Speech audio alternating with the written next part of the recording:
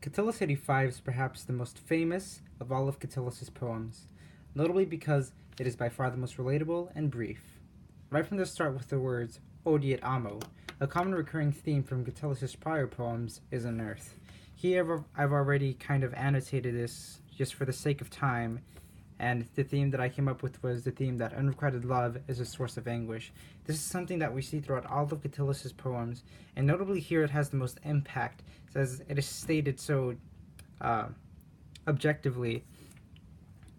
The character of this poem is, of course, Catullus, and the meter, since we are talking about Catullus, is elegiac couplet, as are most of his other poems.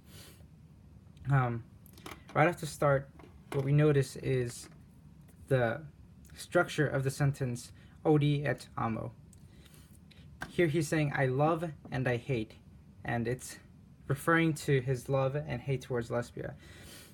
The order of this particular sentence is very important, as it's saying that even though he has adverse feelings against her, he is still in love with her. And we see this connection between the elision between the I at the end of Odi and the E at the beginning of et, how it connects the two words and thereby creates a common, just a flowing sentence. Also very interesting is the fact that Catullus is able to create a shift between the first and second line, the only two lines of the poem.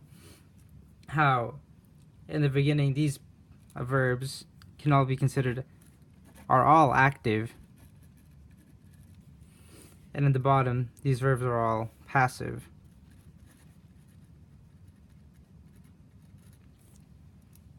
It's interesting to see the responses between the active form of the verb and the passive form of the verb, in which Catullus is able to come up with a resolution to his problems. For example, Odi, which means hate, becomes excrucior.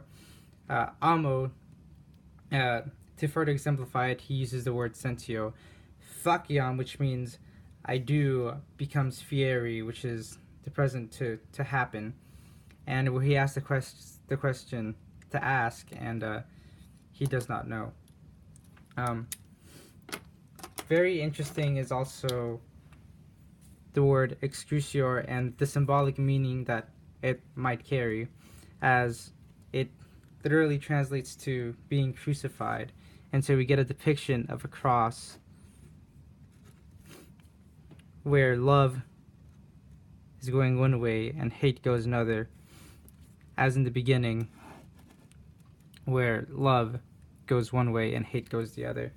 It's really interesting to see how Catullus can somehow merge all these different ideas and symbols and themes into a two-line poem, and really shows how great a writer he was.